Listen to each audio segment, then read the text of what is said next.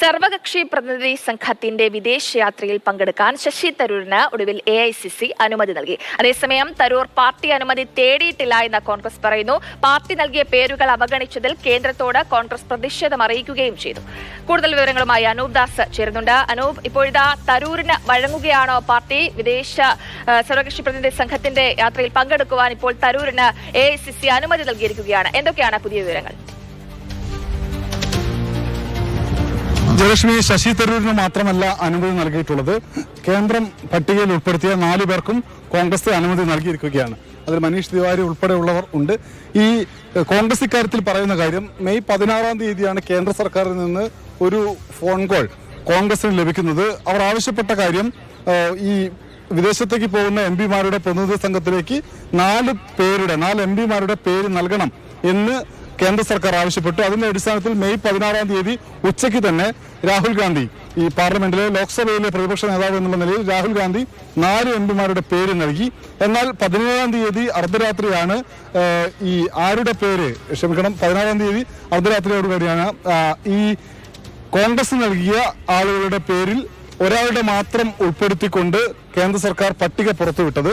ഇത്രയും പ്രധാനപ്പെട്ട ഒരു രാജ്യവുമായി ബന്ധപ്പെട്ട വിഷയത്തിൽ പോലും മോശം രാഷ്ട്രീയം കളിക്കുകയാണ് BJP എന്ന് ചൂണ്ടിക്കാട്ടുകയാണ് കോൺഗ്രസ് ഇപ്പോൾ ചെയ്തിട്ടുള്ളത്.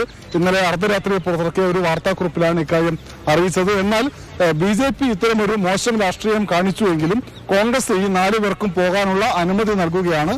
അവർ ആ സംഘത്തിൽ പോവുകയും തങ്ങളെ കൊണ്ട് കഴിയുന്ന സഹായം ആ സംഘത്തിൽ നൽകുകയും ചെയ്യും എന്ന് കോൺഗ്രസ് പറയുന്നു. ഒപ്പം തന്നെ മോശം രാഷ്ട്രീയം കളിക്കുന്ന BJP അത് അവസാനിപ്പിക്കണം.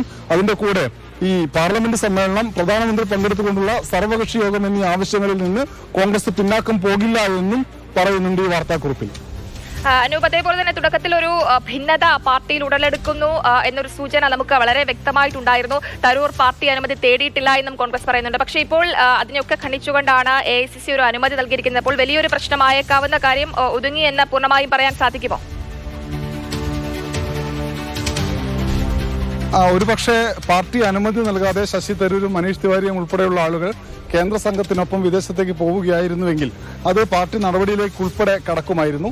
എന്നാൽ അങ്ങനെ പോയില്ല എന്നതാണ് ഇപ്പോൾ പാർട്ടി ഒരു ഔദ്യോഗികമായിട്ടുള്ള വാർത്താക്കുറിപ്പ് പുറത്തിറക്കിയതോടുകൂടി സംഭവിച്ചത്. പക്ഷേ കോൺഗ്രസ് വ്യക്തമായി പറയുന്ന കാര്യമുണ്ട്, ഒരു രാഷ്ട്രീയ മുതലെടുപ്പിന് വേണ്ടിയാണ്, കോൺഗ്രസിനുള്ളിൽ ഭിന്നത ഉണ്ടാക്കി മുതലെടുപ്പിന് വേണ്ടിയാണ് BJP ശ്രമിച്ചത് എന്നുള്ളതാണ്. അതായത് കേന്ദ്ര സർക്കാർ 4 MP-മാരുടെ പേര് കോൺഗ്രസിൽ നിന്ന് ആവശ്യപ്പെടുന്നു. സാധാരണഗതിയിൽ ഇത്തരം പ്രതിനിധി സംഘങ്ങൾ അയക്കുമ്പോഴോ അല്ലെങ്കിൽ കേന്ദ്ര സർക്കാരുമായി ബന്ധപ്പെട്ട ഏതെങ്കിലും സമിതികളിലോ ആളുകളുടെ പേര് ആവശ്യപ്പെട്ടാൽ അതത് പാർട്ടികൾ നൽകുന്ന പേരാണ് കേന്ദ്ര സർക്കാർ പരിഗണിക്കാറ്. പക്ഷേ ഇത്തവണ കോൺഗ്രസ് ഔദ്യോഗികമായി 4 പേരുകൾ നൽകുകയും എന്നാൽ സർക്കാരിന്റെ തന്നെ തീരുമാനത്തിന്റെ അടിസ്ഥാനത്തിൽ 4 പേരുകൾ പ്രഖ്യാപിക്കുകയും ചെയ്തു.